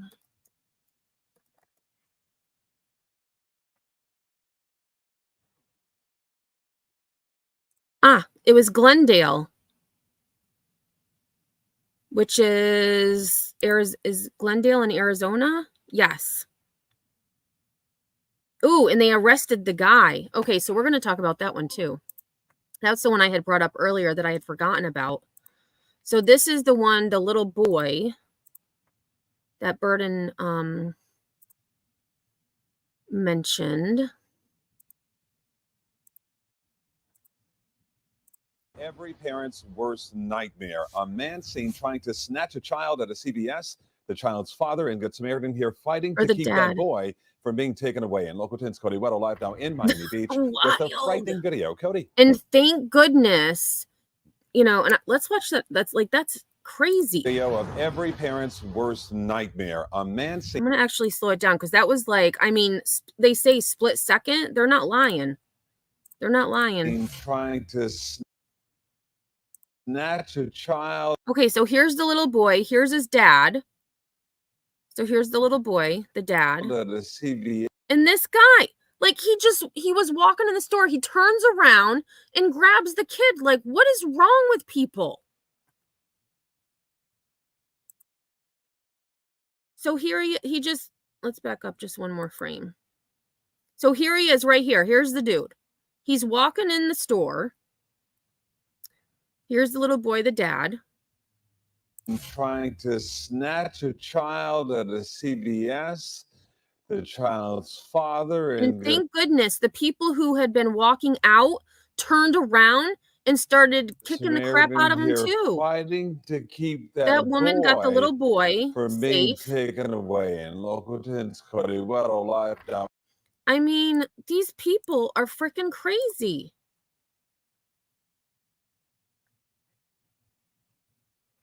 Yeah.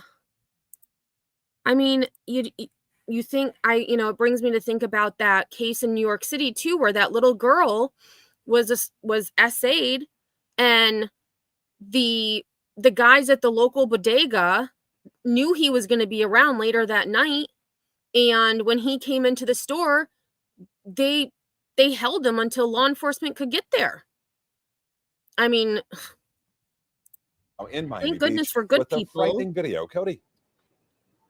And Calvin, before we show you this, it's important to know this child is okay. He is with his family. But as you said there, just a worse nightmare for so many parents, and shocking video here. Let's take a look at that video. And so I wonder, okay, so he kind of like, they're just, business as usual. Let's take a look at that video. And he's walking in the store. Like, did he know that they were coming out? Like, what made him say, oh, I'm going to try to take this little boy? You can see that child and that family. They're about to walk out of the CVS here, located in the Oh, shoot, 7400 that was block his of mom, Collins maybe? Avenue.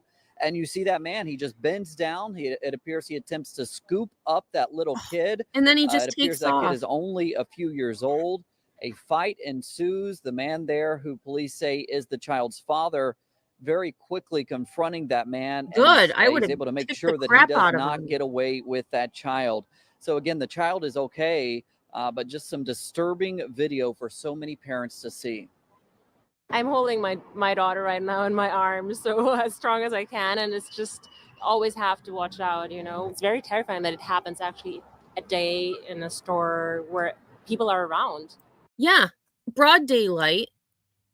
And like she said, there was a ton of people around. I don't understand. It's very scary because we have a 11-year-old, so I mean you can never imagine that someone all of a sudden can appear like that and take your child away. So this happened earlier this morning. The good news here is Miami Beach police telling us that some officers were nearby. They noticed the situation. They were able to quickly detain that man. That man is still detained. He's being questioned to try to figure out what exactly happened here, what he was trying to do. If you have what do you mean trying to figure out what he was going to do? It's clear what he was trying to do. He was trying to kidnap that little boy. any information that could help police on this one, you can always call Miami-Dade Crime Stoppers. That number is 305-471-TIPS. Okay, so they did catch him. So let me... Oh, here. Ooh, let's take a... This is like a huge tangent, but here he is in court. Let's see what happened. So this was 5 months ago. The suspect accused of trying to grab a 4-year-old child at a Miami Beach CVS appeared before a judge today. 26-year-old Nicholas Metternich. Look at this dude. Like, what the heck, buddy? Sterneman in bond court today, where the state requested he be held in jail without bond until trial. The judge granting that request. He also ordered Sterneman to stay away from the victim and his father. Horrifying surveillance video just shows the suspect trying to violently grab that child, and Sterneman is currently facing charges of kidnapping, aggravated child abuse, and battery. Jeez. Oh, is this him? This very disturbing video of a man trying to kidnap a little boy inside of a CVS. Oh, this says man accused of attempted abduction refused to appear in court. That was 5 months ago, too. Oh, he refused to appear in bond court. Well, he didn't get bond, so good for him. Hopefully he rots right where he belongs. All right, so this was the other one that I was talking about, that I had thought about with, you know, after that, the attempted of the 15-year-old in California, in Los Angeles. This was Glendale, Arizona. And see if I can get this to work. Okay, we just have to watch this. Is this an ad, or it says we'll be... Oh, no, this is not a video. My bad. So it says a 14-year-old Glendale girl who was walking home from school appeared to have been almost kidnapped, and police say the suspect has been arrested. On March 6th at around 1 p.m., the victim was walking home when she noticed a light-colored car pull up next to her near 95th and Cardinals Way, which is right next to State Farm Stadium. The male front passenger exited the vehicle and began following the juvenile victim for an extended period. The victim sensed danger and ran for safety until she found a resident walking their dog who helped her contact Glendale police. So I had said it was a van. It was a gray SUV. So that was my mistake. But this is the one I was... We each have moments of happiness. Right, we have to just listen to an ad quickly. Move our world.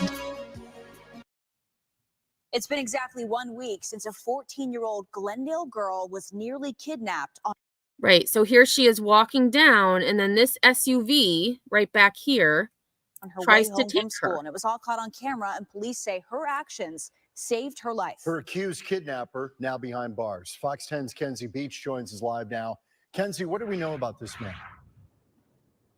Well, guys, unfortunately, police say this is not the first time that 28-year-old Timothy Tan Guan has targeted minors. And we know that, And why he was out of jail is beyond me. thankfully, this young girl, she reacted very quickly to this attempted kidnapping, stopping this guy in his tracks. The 14-year-old, a freshman at Raymond Kellis High School, always walks home and has never had a problem until last Wednesday. She's like, Mom, somebody's chasing me. That's when the mother of 6, Valerie Frejo, told her daughter to hang up and call the police. Immediately, she began to sense danger. She started fearing for her life, and she felt like something wasn't right. The near kidnapping was all caught on camera. The young girl made her way down 91st Avenue and Cardinal Way as she did every day when a tan SUV pulled up behind her. A male passenger got out and slowly made his way close. I mean, in the fact that someone was with him, I mean, I think of Philip and Nancy Garrido, who are the two who kidnapped JC Dugard. But, there could be more than one. But I just feel like, what are these people thinking? And again, broad daylight. There's traffic everywhere. As soon as she felt like he was too close, she began running away. As the young girl sped up, police say 28-year-old Timothy Tan Guan went after her. The teen relied on her instincts, running into her neighborhood and seeking help.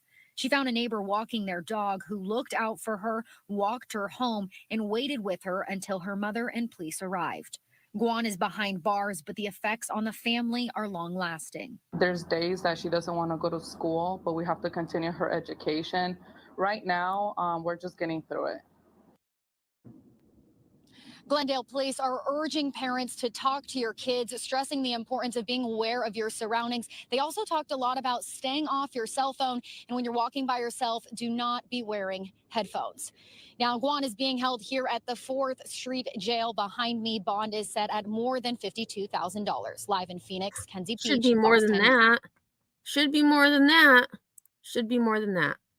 So, craziness. Absolute craziness.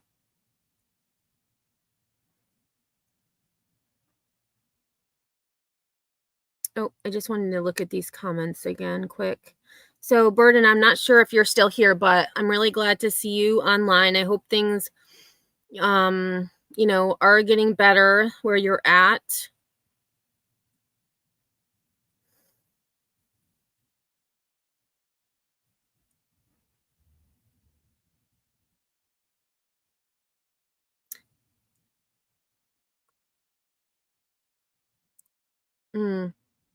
Yeah.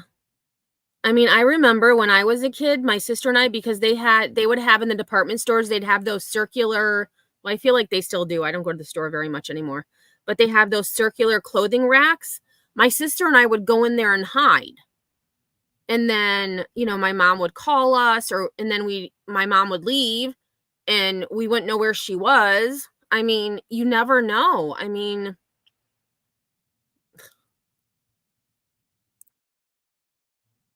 that could be too, Remy. There's a heightened awareness due to the accessibility of news. We were warned of stranger danger, not the friendly-looking person on Facebook, TikTok, Snapchat. Right. I mean, and it could be anybody. Absolutely, it could be anybody, and it's super scary. Even today, I had to run some errands, and I said, "Oh, I'm going to go for a walk." So there's a cemetery where I was at where it has hills, and I've been doing hills a lot lately. And there was this guy like sitting under a tree. And I was like, I don't know what that guy's doing. So I went the opposite direction. And then as I was, and I got into my car and I started to leave. Well, as I was leaving, I saw one of the workers, that was working in the cemetery. He had a hot pink shirt on too. So the guy I saw that was sitting under the tree must have been, a worker, a groundskeeper who was just taking a break in the shade, but I didn't know. And I was like, why is this dude sitting under a tree? And why did he stand up when I started coming towards him? It was just weird. So, but you always have to be aware of your surroundings. And I always make sure that my car is close. If I'm doing hills, I'll pick one section where there's hills and I'll just keep going up and down that hill. Oh, you had a bad derecho last summer.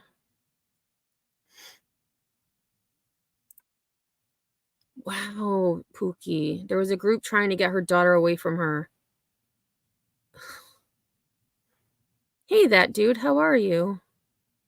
I know, that's what I said. 52K, it should have been 52 million, which obviously is over dramatic, but it should have been at least like 500 grand, like an amount that he couldn't afford or get his way out.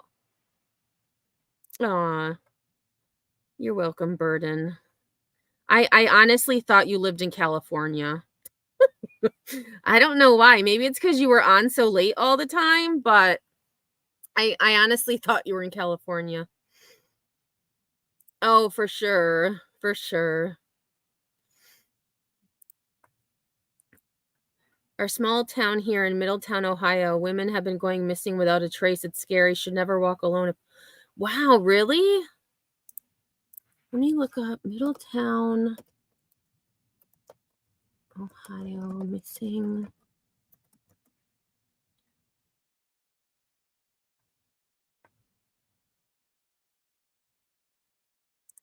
Okay, so I just did a Google search about, I just did Middletown, Ohio missing women, and it said there isn't, so this is the AI. There isn't much information about missing women in Middletown, Ohio right now, but here's some related information. In March 2023, an author published a novel about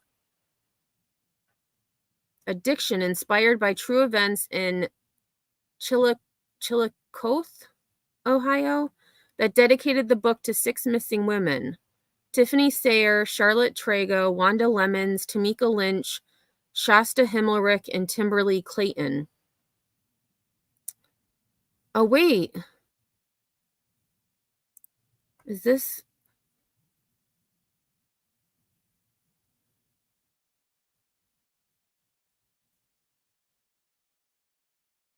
Okay, so this article actually talks about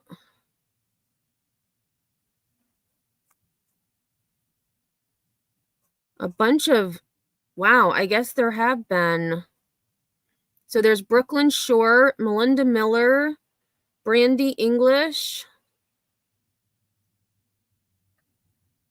Michelle Bergen, Amber Flack, Lindsay Bogan. Oh, I think I said them already. Lindsay Bogan.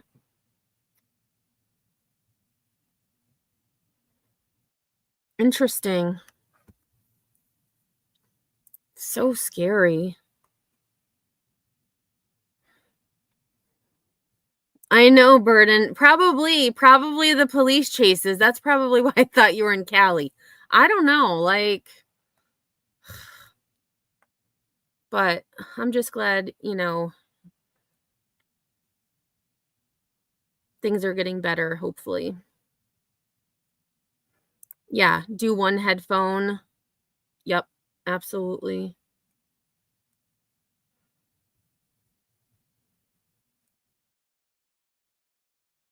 Yeah, slowed down lately, but still have girls not found. That is scary. And is your town a big town?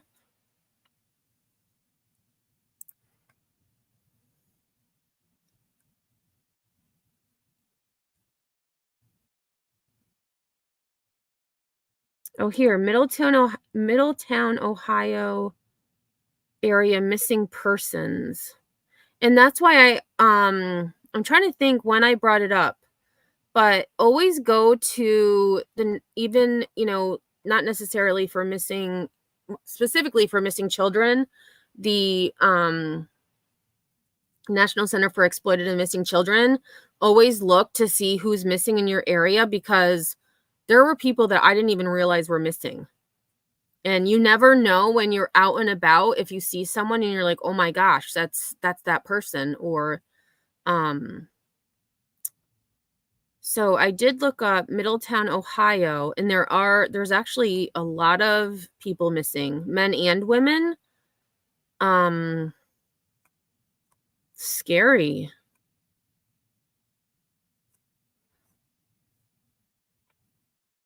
And you wonder, like, what happened? Do they not want to be found? Did something happen to them? It's just really scary. Official missing poster, I believe that was the one that I have.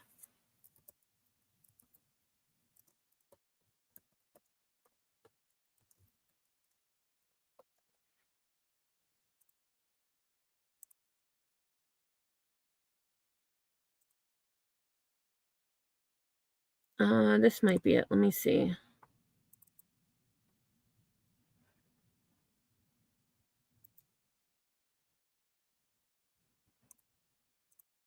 So this one,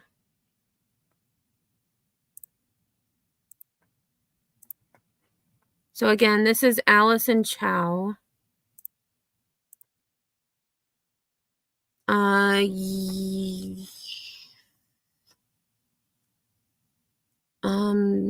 I'm guessing this link will work.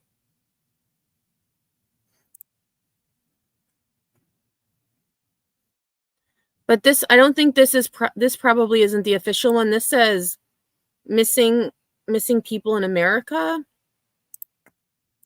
I did a Google search for official missing poster, and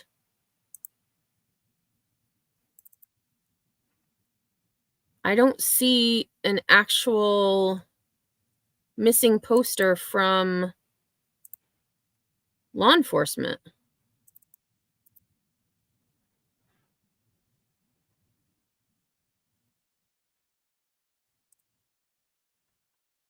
Oh, maybe this is it? Which isn't really a missing persons poster. City of Monterey Park news release, missing persons investigation. And then her picture is sideways. I mean, come on, Monterey Park.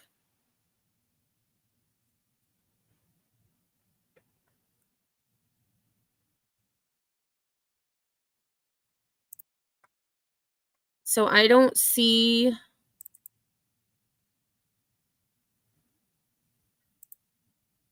an official missing poster. Maybe this one. Let me see.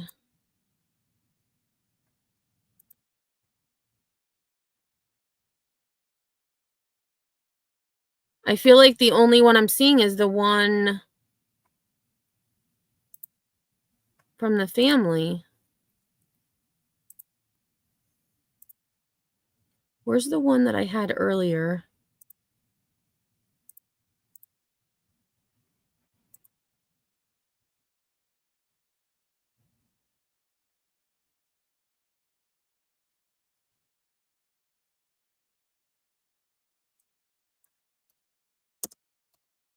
Because I closed the tab already. I don't think there's an official missing poster from police. I think the family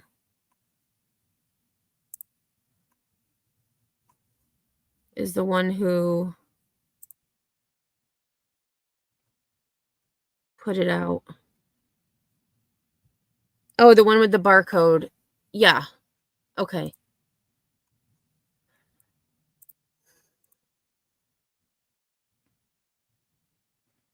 Oh, thank you.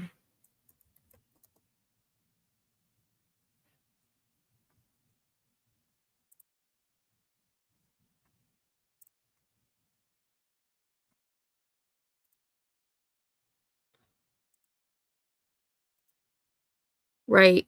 And that one, so Sinner, the one you just sent me, that's the one the family put out asking for information, I believe.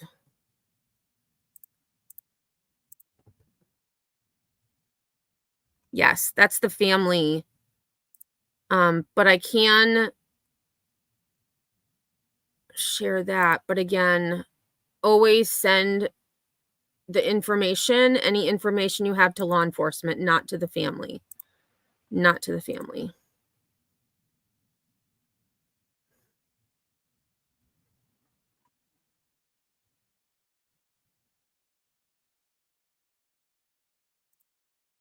And I don't think I can get a link for that though, Sinner.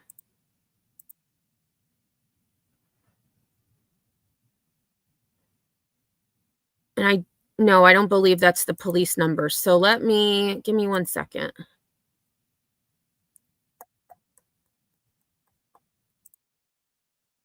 And you'd think that Monterey Police would, oh wait, here's one. What's this one?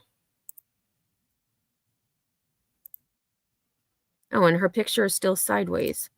So this is the same one I had.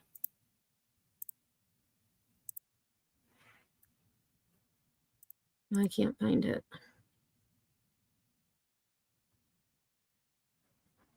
Right. So I don't think the number's the same. Let me share this again. So again, the Monterey Park Police Department is 626-573-1311. Yep. So this is, I think this is the official missing poster from law enforcement. But I wish they would have fixed her picture because that's kind of annoying. Just a little bit. So again, just before we wrap up, again, Alison Chao is missing from Monterey Park, California. She was last seen, well, now we know at 6:24. Let me just double check that before I...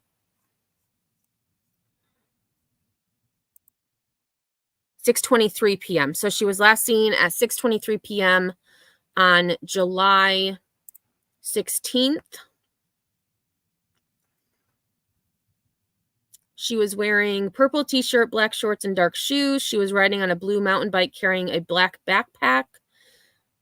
She said she was en route to a family member's residence in the city of San Gabriel, California, but we know now that she ended up in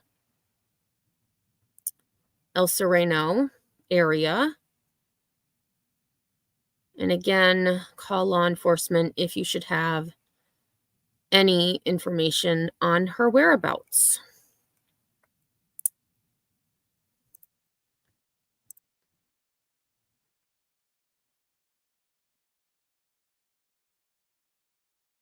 Yeah, I agree. The website they set up is pretty cool, especially with the map. Yeah, me too. That dude. Praying she is found safe. Absolutely.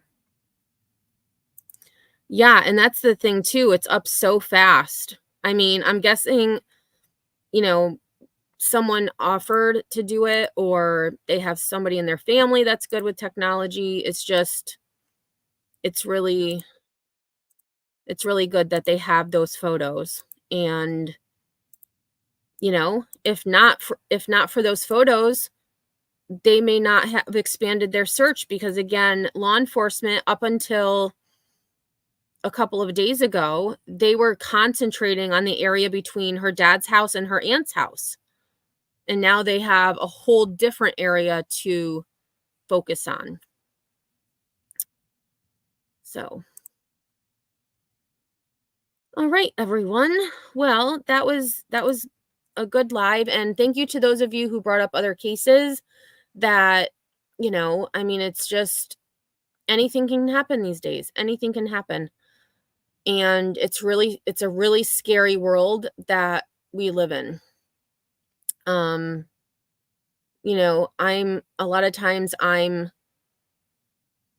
I don't want to say like made fun of, but like people are always like, you never go out, you don't do anything, you're always in your house. Because my house is safe. No one is going to bother me in my house, hopefully. People are just, I don't know, like just creepy. Like not everyone, but some people are just weird. Absolutely. Be aware of your surroundings. I had thought about going live, doing a second live, but I'm probably not, because that was a little longer than I had expected. So I am going to plan a live tomorrow in regards to, actually, I guess I could still do it today. It's only 7:30. So Wade Wilson, for those of you who were following that trial with me, Wade Wilson was scheduled to be sentenced tomorrow. But today, his attorneys filed a motion that the sentencing be delayed. Go figure. So